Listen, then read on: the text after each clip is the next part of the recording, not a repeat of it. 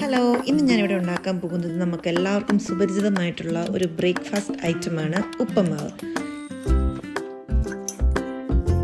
പണ്ട് എനിക്കിത് ഒട്ടും ഇഷ്ടമില്ലാത്ത ഒരു ബ്രേക്ക്ഫാസ്റ്റ് ഐറ്റമായിരുന്നു.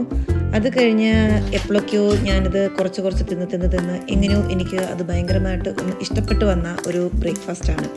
അതായത് പണ്ട് ഞാനിത് ഉണ്ടാക്കാൻ നേരത്തെ എങ്ങനെയാണെന്ന് വെച്ചാൽ ചിലപ്പം വെള്ളം കൂടിപ്പോവും, കുഴഞ്ഞിരിക്കും, കട്ട പിടിച്ചിരിക്കും, അങ്ങനെയൊക്കെയാണ്.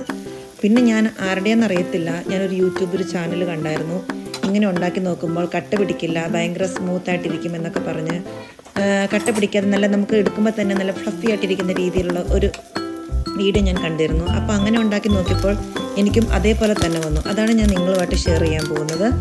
ആദ്യം തന്നെ നമുക്ക് റോസ്റ്റഡ് റവയാണ് വേണ്ടത്. അപ്പം റോസ്റ്റഡ് റവ നമ്മൾ ഒന്നുകൂടി വറുത്തെടുത്ത് ചൂടാക്കി വെച്ചെന്നോർത്ത് നമുക്ക് പ്രത്യേകിച്ച് കുഴപ്പമൊന്നും വരത്തില്ല.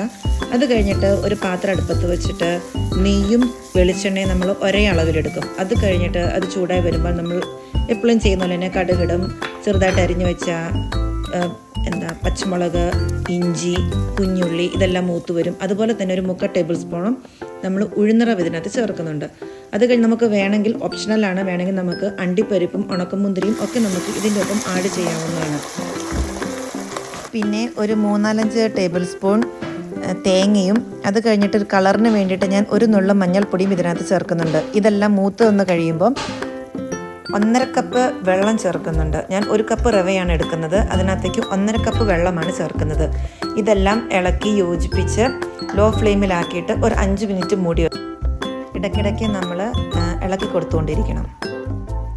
എല്ലാവരും ഈ രീതിയിലൊന്ന് ട്രൈ ചെയ്ത് നോക്കൂ. നമുക്ക് ഒട്ടും കട്ടിയില്ലാതെ നല്ല ലൂസ് പോലെ ഇരിക്കുന്ന ഉപ്പുമാവ് സ്വാദിഷ്ടമായിട്ട് നമുക്ക് കിട്ടുന്നതായിരിക്കും. നമുക്കിത് നോക്കുമ്പോൾ കാണാം, ഇളക്കി ഏറ്റവും ലാസ്റ്റ് പാകമായി വരുമ്പോൾ ഇതിനകത്ത് ഉപ്പുമാവ് കട്ട പിടിച്ചിട്ടേ ഇല്ല, ഭയങ്കര സോഫ്റ്റായിട്ടായിരിക്കും ഇരിക്കുന്നത്. സോ എല്ലാവരും ഒന്ന് ട്രൈ ചെയ്ത് നോക്കൂ.